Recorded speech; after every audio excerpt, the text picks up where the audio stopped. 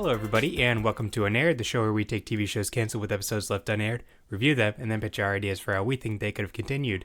I'm Ed, and with me today, from the Love You Like Crazy podcast, it's Jacob. Hi, thanks for having me on. Of course, and you came prepared with a TV show that is a very strange TV show. I used to watch this back in the day, and I also used to watch the animated version when I was a child. Mm-hmm. We watched The Tick, the live-action version from 2001. Yeah. Did you... So there have been like 4 versions of this thing. There was the original comic book, then there was the cartoon, then there was this, then there was another live-action show that started last year, I think, on Amazon Prime. Yep, and unfortunately that also ended up getting axed. Yeah. Yeah, so did you experience all of those back in the day? Or, well, I guess not the Amazon Prime one, or the animated one you said you saw? Yep, I saw the animated one. I didn't read any of the comics. I was a little young to be getting into comics at that time. Sure. I did watch basically every television iteration of this. Mm-hmm.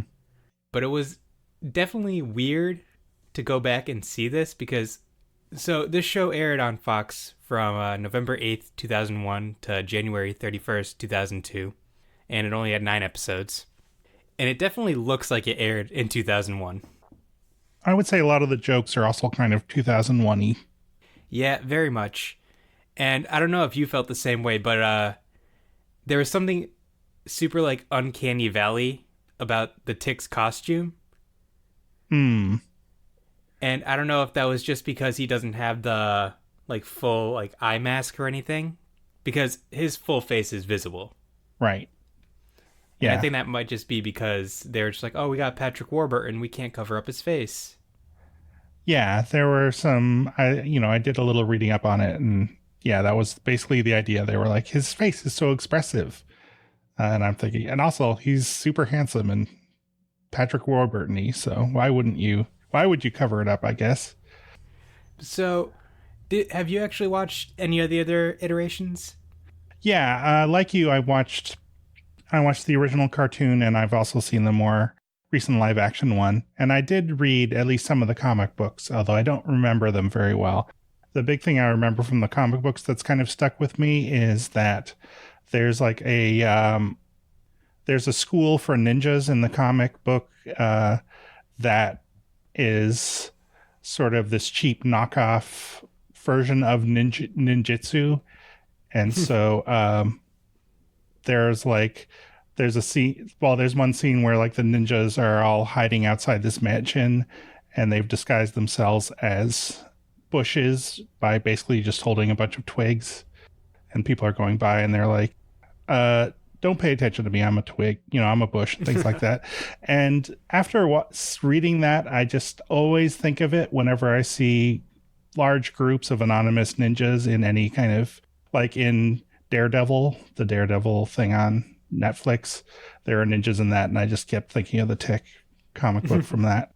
And then the cartoon, and then the most recent live action one. And this, I remembered this, I watched this probably in like 2004 or something when it came out on DVD, and I remembered it fondly, but I would have to say that this is by far my least favorite of the incarnations. Yeah, I'd have to agree. I think Patrick Warburton has the build for the character, but I feel like Peter Serafinowicz did a better job kind of being the character. Well, I don't know. I mean, I like Patrick Warburton a lot, but I don't know. I feel like the scripts are not that, like, they are pretty inconsistent about what the Tick is like, and I think that doesn't do him any favors. That's definitely fair. Yeah, and Arthur is kind of, Arthur is sort of different from his other incarnations as well. And he took, who portrays him? David Burke. Yep, David Burke. Yeah, I don't know. He took a little getting used to him for me. He did feel like a more confident version of the character, Right. which I feel kind of detracts from what that character basically is. Yeah, like the smart coward, right? Yep. The one with the common sense in this crazy world. Yeah, we get a little bit of that in this episode too. So, what did you think overall of the pilot? I mean, it. So I also watched the other episodes, um, and I think that the pilot is pretty inconsistent, as is true of the other episodes as well. There are some things which I like, well, just in the opening scene where the Tick is at a bus station, which he has sworn to protect, and someone is having trouble getting the coffee machine to dispense coffee, and he beats up the coffee machine until the coffee comes out. And that all seemed very Tick-like to me. Like, that's kind of what I want the Tick to be, is like obsessed with justice and just very enthusiastic about any kind of nonsense thing that enters his head. But it also has the line, Java Devil, you are now my bitch, which is, I don't know. I just feel like the Tick, that's not what I want the Tick to be saying, per se. And I would say that Ben Edlund, I guess, singled out that line as one that he tried to get removed from the show, but wasn't able to. Yeah, some of the lines feel very, very much like Fox executives stepped in and said, we got to make this a little edgy. Yeah, totally. And that definitely stood out. I wrote down Java Devil, you are now my bitch as well. Yeah. So that's basically how the show starts off, is the Tick is swearing to defend a bus station. We know that he doesn't have memories prior to being the Tick. That's like the trademark of his character. So he's there, he beats up the coffee machine, and I guess it's one of the owners of the bus station. They never clarify. But he walks up behind the Tick, drops a bus ticket, goes, hey, you dropped this. The Tick thinks that he was planning a trip to the city, which is the name of the city. And that's how he kind of gets rid of him. And as he's getting onto a bus, he picks up a hubcap, goes over to a young teenager, says, here, pimply teen, it's time for the truth. This hubcap wasn't magic. The magic was inside of you all along. Yeah, that all made me laugh. I just enjoyed it. It was just so... His performance is very over the top, which I do like. Yeah, I mean, this whole thing is very cartoony. I mean, I would say in some ways even more cartoony than the actual cartoon. There are a lot of shots and things that are, that look like a panel from a comic book, right? Like when he's on the bus, leaning out of the bus, looking straight into camera. It's like, there's your shot. There's your panel, the last panel in the comic or whatever. Yeah, and there's quite a few shots where he like just barrels down the lens, and it's just great. Yeah. So he gets on the bus and heads over to the city, and then we meet Arthur, and his boss is played by Christopher Lloyd, which kind of surprised me. I didn't expect Christopher Lloyd. Yeah, I'm interested in that. I guess this one of the people behind this particular TV series was now I don't remember his name. Oh, Barry Sonnenfeld, who made Men in Black and stuff. So I guess he used his contacts to get some fairly big name actors to play cameos in this thing, in the series as a whole. So yeah, Christopher Lloyd comes in as a very cartoony, angry accountant boss. He's so angry. He's very angry. I wrote down the line, Arthur, my time is worth $17 a second, and I want an explanation that costs less than $1,500. Yeah, yes. And the line that I wrote down was, you're built like a sensible shoe. You shouldn't be jumping around town in a body sock fighting crime. Yeah, so he's trying to convince Arthur to stay an accountant and to not go out and fight crime. Arthur is very comically the only one dressed up in a superhero suit in an accounting firm. Mm-hmm. He says, don't fight crime, crime fights back. Don't you remember Metcalf? Metcalf? He lost all his game pieces like you, bought a jetpack, and now the poor bastard needs a machine to poop. Yeah, I wasn't crazy about that. Metcalf does return in a later episode of this thing in a scene that I also didn't particularly like. I do like that they do have a few recurring jokes throughout this episode, and I do Yes, like they stick with it. And that is one of the recurring jokes. that's true. Yes, they later run into the Russian goons who apparently were responsible for Metcalf's sad fate. Yes, for his depupification. Yes. So, Fishladder gives him. Oh, his name is Mr. Fishladder. I don't know if I mentioned that. Fishladder gives him an ultimatum, and then we cut to a bar where the Tick is standing on the roof. He gives one of his signature bizarre monologues and then just dives off. Then we cut to inside the bar, and Arthur is drinking and talking to an old man dressed in a superhero suit. And he's basically saying, "Oh, yeah, I'm so glad I don't have that weight on my shoulders of being an accountant anymore. Now I can be like you guys and fight crime and save lives." Meanwhile, this old superhero is stacking shots into a pyramid and knocking it over. Yeah, he does it twice, which is dedication of a sort, I suppose. He looks pretty hard living superhero bum there. Yeah, and his suit is very reminiscent of like early era like superhero comics. Mm-hmm.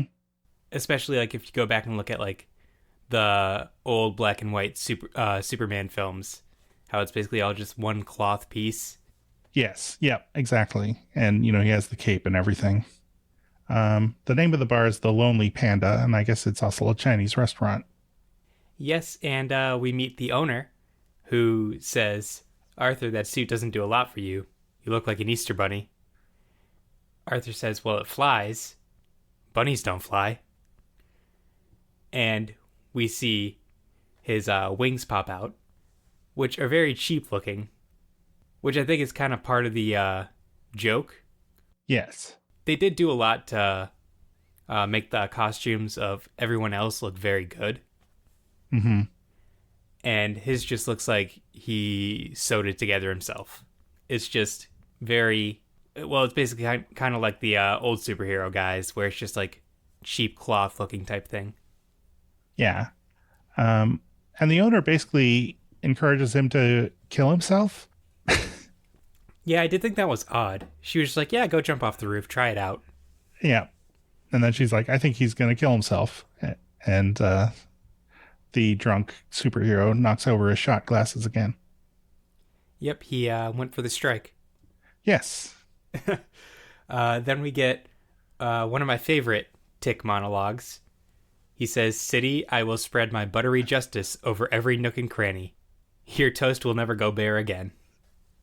It's, I feel like Ben Edlund can write a monologue that is just nonsense from beginning to end like nobody else. It's just really great, if that's your thing. And obviously it's totally my thing. I agree. It's definitely my thing too, because I had to rewind it because I lost it. I was just like, is he talking about toast? Then we see Arthur encounter the Russian mob, and they're talking about how they press a button and they will unleash the Red Scare, which was built in 1979. Yeah. And their plan is to eliminate the U.S. postal system. Right. And yeah, none of this is ever explained, which is fine. They bought the Red Scare apparently from Vlad's army surplus, or at least that's what's on the van that they're in front of. Yeah, I would like to see that kind of return as like an Acme-esque kind of store. Oh yeah, that's true. That would be good. So Arthur stumbles upon them, and they see him, grab him, and plan to teach him a lesson. They refer to it as the lesson of Metcalf. Arthur has a very high-pitched shriek, and the Tick jumps down to save him. He screams, "Unhand that woman," sees Arthur, and then says, "Oh, awkward moment." Right. I don't know if you would make that joke today, but it's not a bad joke, I think. Yeah, it's definitely very much of the time. Yeah.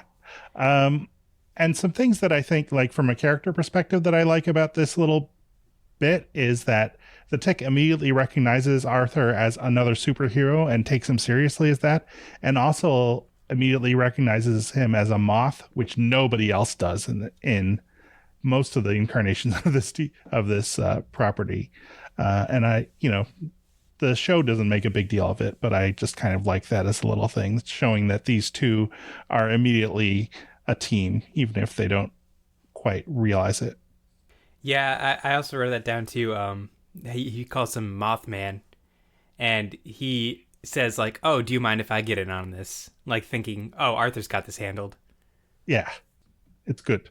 And then there's a fight where it's centered on Arthur, who does nothing during the entire fight, and you just see the Tick like striding past and throwing people around. You don't actually see the fight itself at all, which I'm guessing partly may have been a budgetary decision, but also I feel like kind of works in just having the focus on this guy.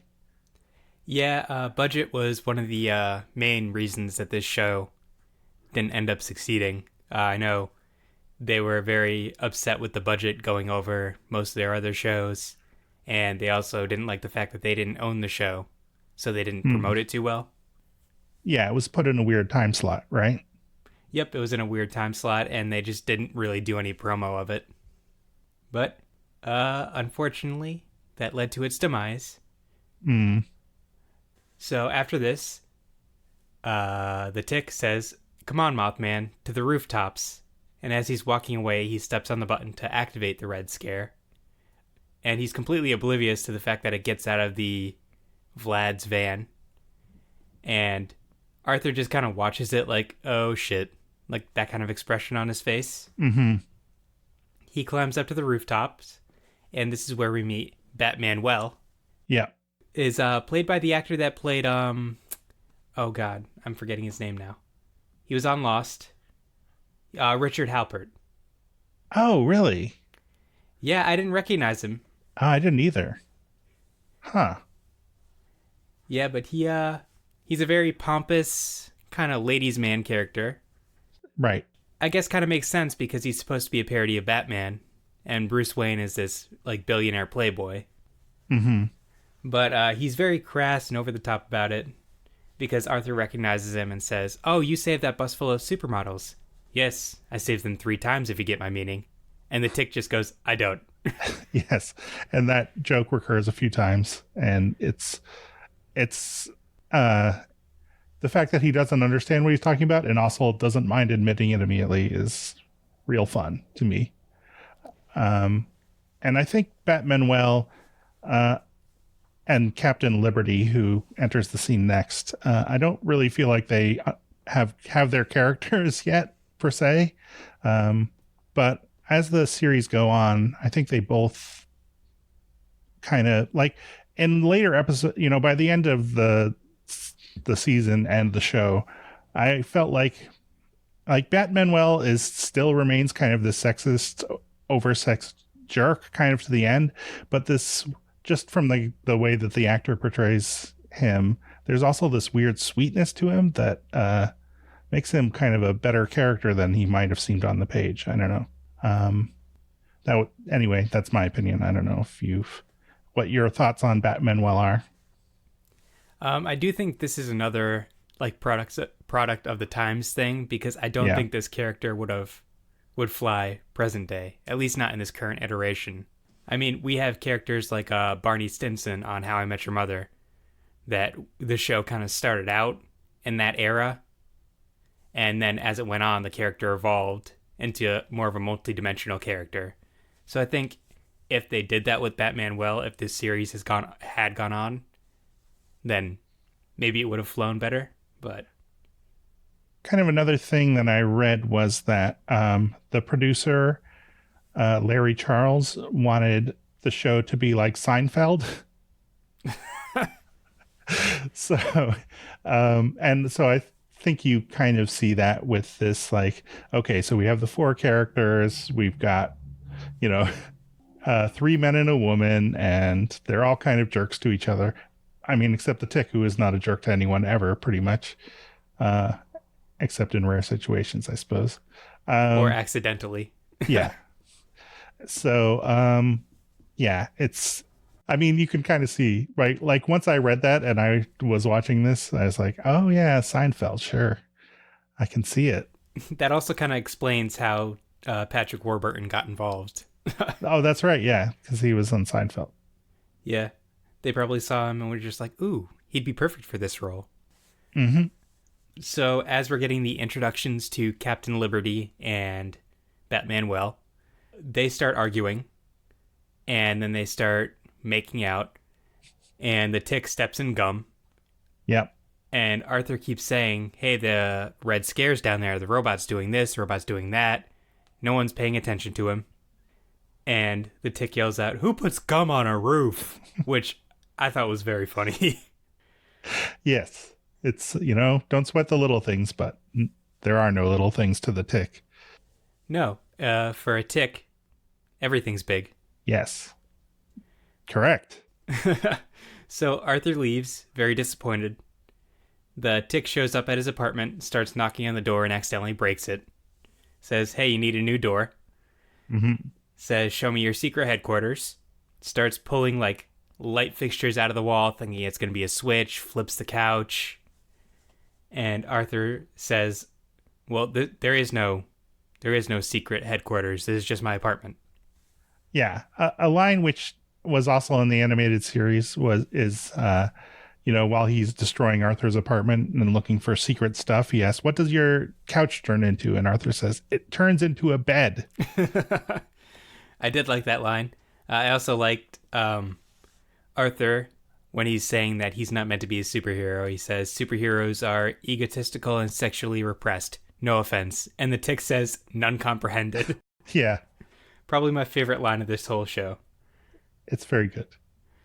So he gives Arthur a motivational speech and says, nah, you're going to be, great at this. And he brings in one of the Russian mob, and he ties him up with a stop sign or a street sign of some sort. Mm-hmm. One way, I think. Yep, one way. That's what it was. And he basically, interrogates him, and they find out that the Red Scare was built to assassinate Jimmy Carter. But they didn't really have a chance to reprogram it because they were going to assassinate the Postmaster General. Yeah.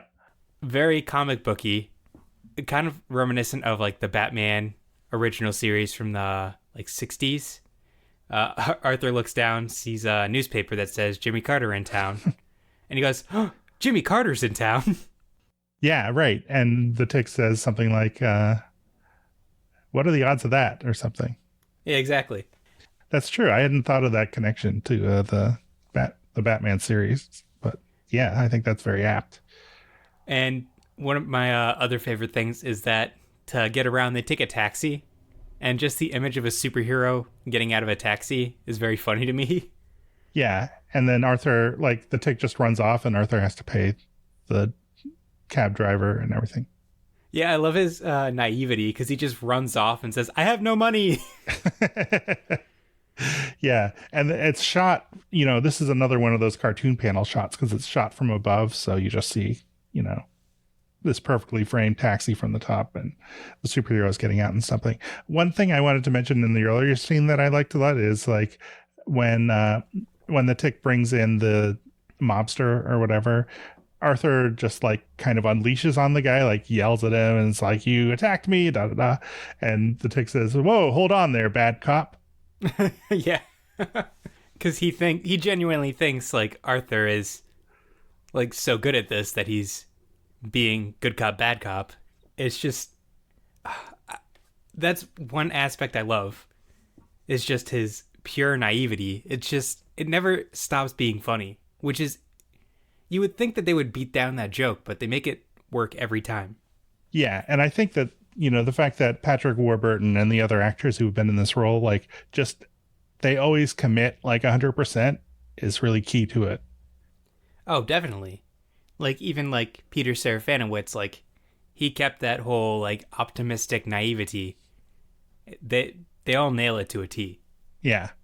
And what the Tick says to Arthur is, I believe in you. I always have. That's why I'm here. Destiny dressed you this morning, my friend, and now fear is trying to pull off your pants. And I think he later gives the exact same speech to someone else. And it, again, it's just his innocence. That's just genuinely how he feels probably about 90% of the people that he meets. He's I'm here. I believe in you. I know you're capable of greatness.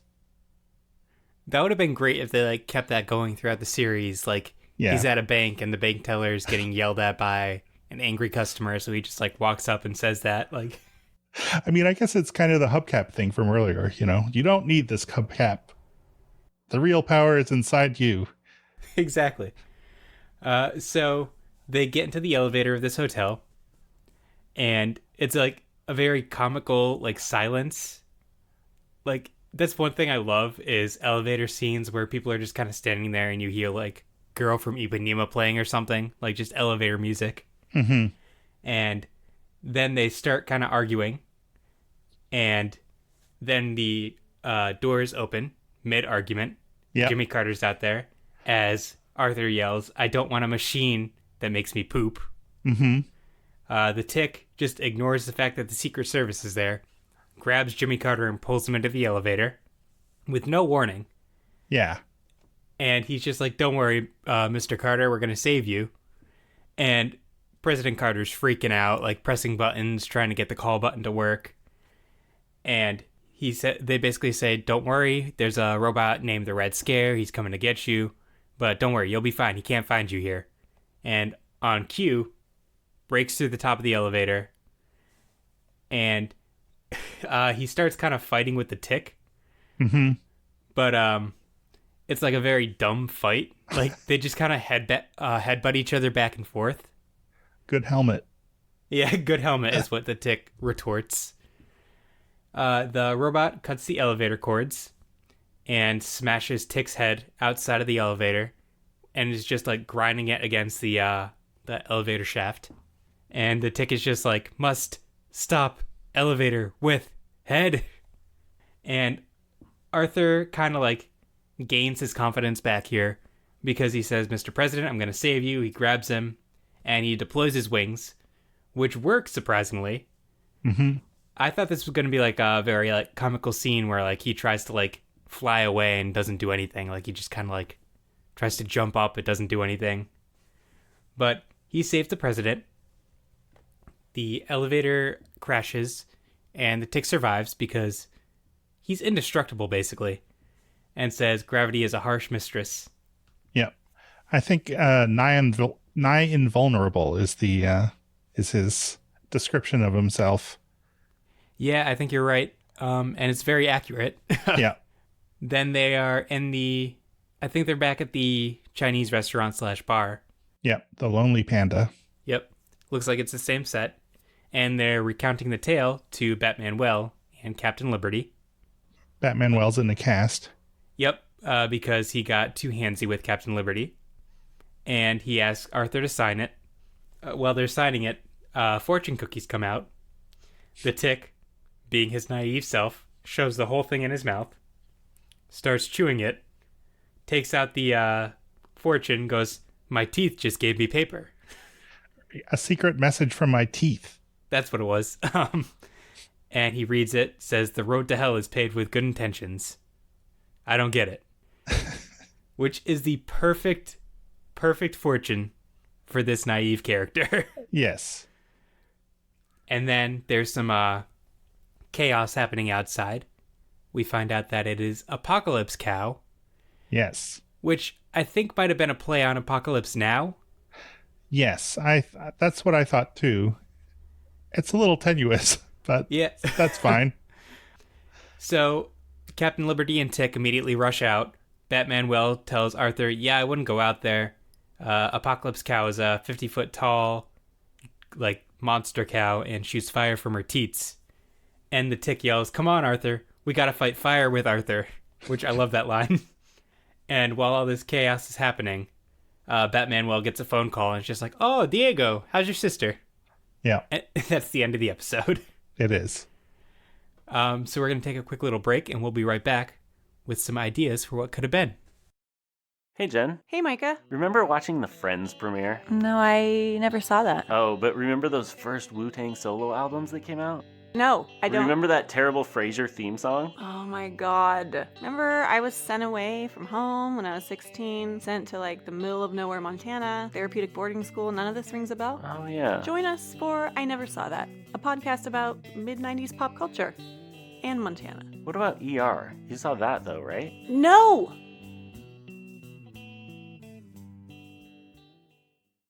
So, Jacob, had this show continued, what kind of episodes do you think we would have seen? Well, I think that, I mean, I read this, I guess not an interview per se, but it was sort of an Ask Me Anything on Slashdot when the show was, it was first coming out. And he was talking about, some of the things that he wished had been different and stuff, and how some of the episodes were better than others while they were like trying to figure out what the characters were. So, I mean, in general, I just feel like they would have continued to get a better handle on what the characters were. And, one of the elements of the first season, which I kind of like, I am a person who will often appreciate sort of a concept that is funny, even if the implementation isn't that funny. And in this case, one of the things I appreciate about it is it's a superhero show where you see virtually no heroic activity whatsoever. Like mostly it's, I suppose Seinfeld style shenanigans where they're like trying to get out of some bad situation they've gotten themselves into. This probably would have been more things like that, but just a little better as you figure out how to get the tick into that. With that said, I would have liked to see more kind of interesting super villains. Like what would be good? What would be a good super villain for this show? Maybe like a mind reader or something who just gets frustrated because there basically is nothing inside the tick's head. Something like that might be a good villain for this show. Yeah, I feel like that could make a great episode. Like everybody else is like on the ground, like freaking out, having like scarecrow type visions or something. And the tick's just standing there like, is it nap time? Yeah. Yeah, I feel like they could have played a lot more with Batman well, and the fact that he is essentially a parody of Batman. Mm-hmm. It's like maybe we meet his arch enemy named the Silent Killer, and it's a mime instead of like the Joker who's a clown. Yeah, that would be good. Right. Like some of the other superheroes could have arch enemies that get pulled into it. And I kind of like, I mean, this is more or less what you were just talking about. But like situations where, maybe one or two episodes where for one reason or another, the tick ends up being the most sane one of the group and has to kind of deal with being the responsible one. That could be like a fun reversal. Right. Like kind of like, I don't know if you watch Futurama, but the episode where the brains attack and Fry is the only one not affected. Oh yeah, I guess Futurama did do that already. But I feel like that could definitely work for this, especially with a character so kind of like unaware of his situation. Mm-hmm. And like maybe he could even like accidentally like figure out what's supposed to go on or like accidentally solve the problem. Yeah. Yeah, I think so. And who do you think would be like good cameos? Because in the first season, Dave Foley had a cameo in one episode. I'm calling up the Wikipedia entry.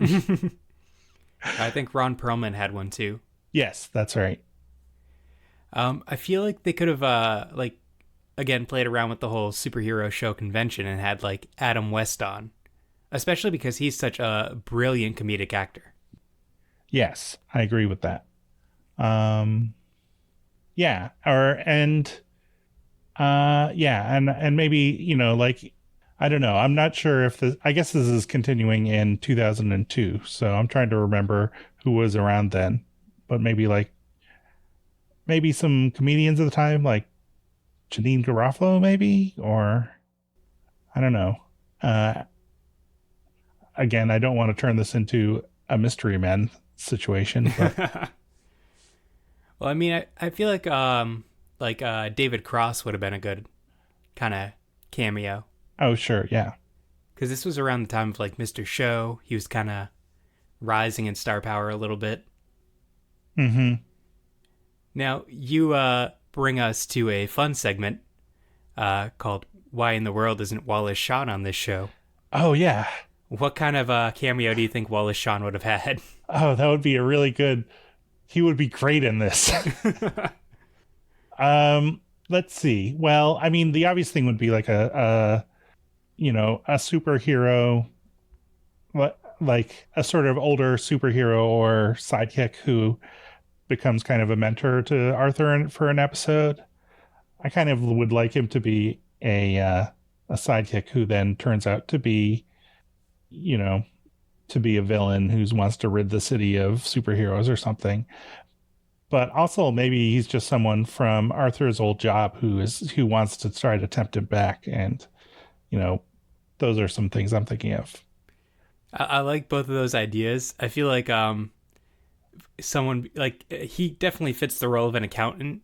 I feel like it could have been like a reversal too. Like he decides he wants to be a superhero and he asks Arthur to mentor him.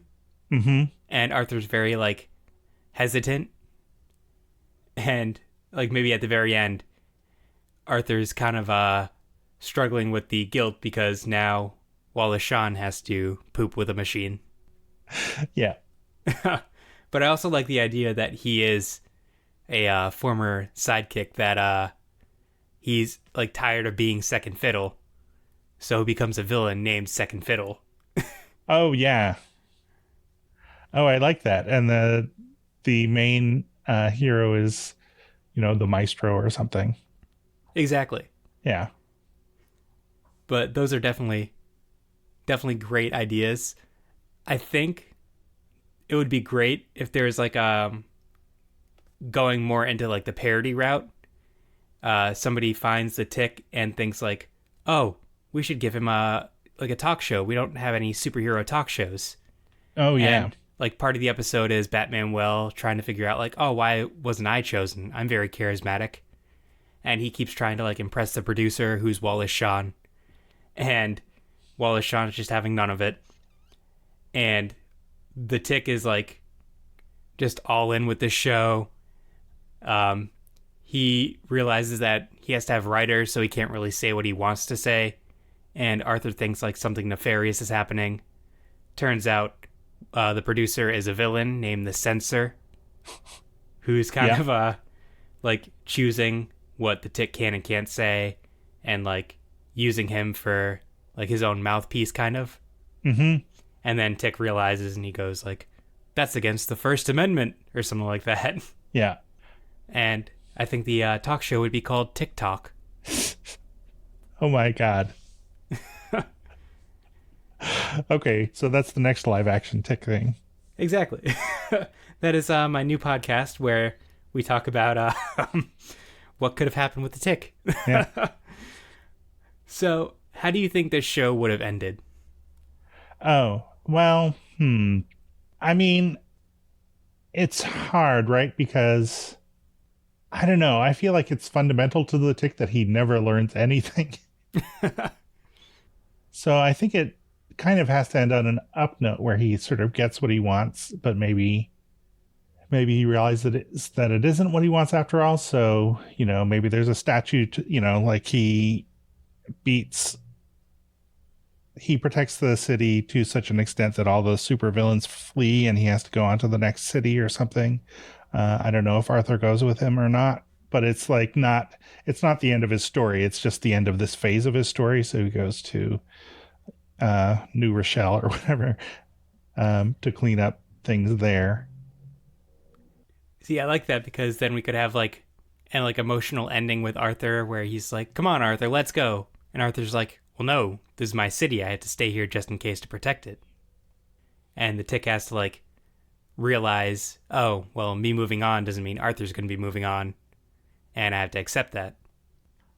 Oh, another episode I would like to see, changing back to an earlier segment, is just, I remember in the animated show there was one episode, I think in the second season, where Arthur and the Tick have a fight because the Tick keeps spending Arthur's money and Arthur doesn't have much money.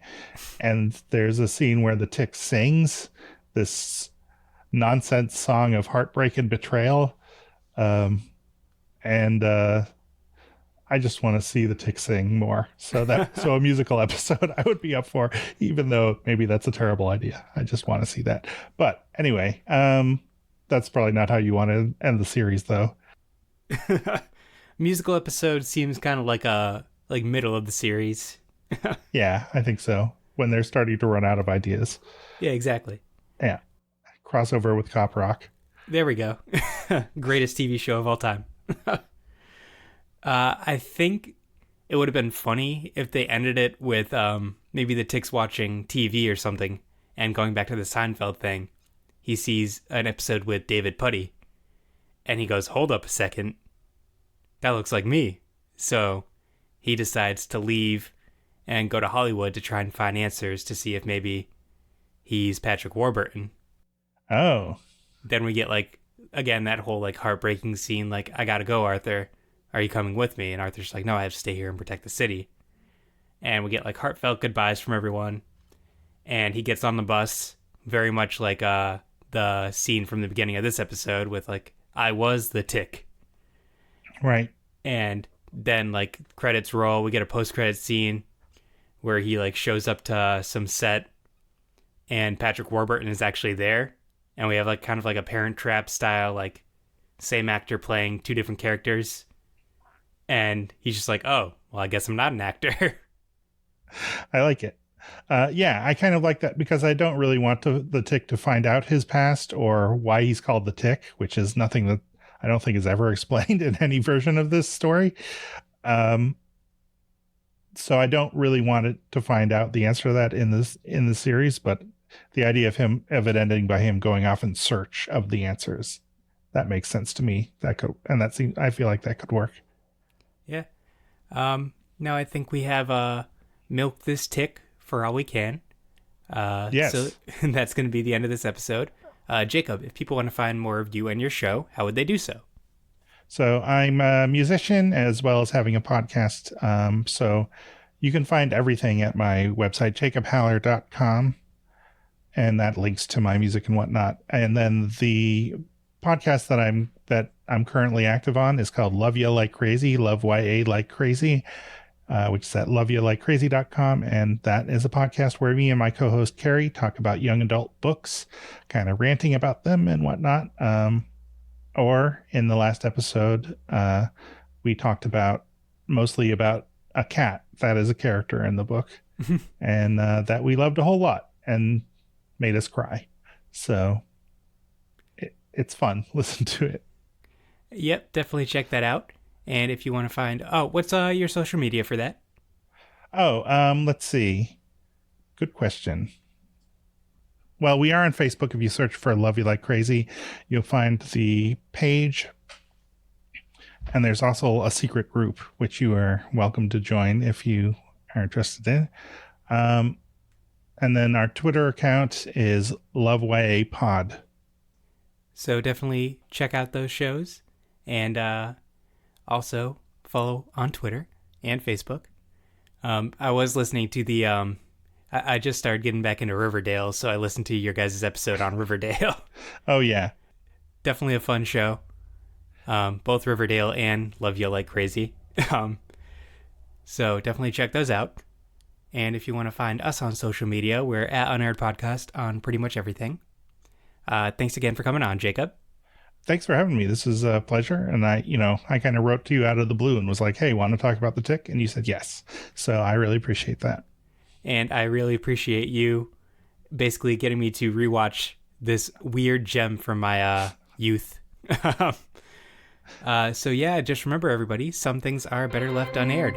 Bye-bye. Bye.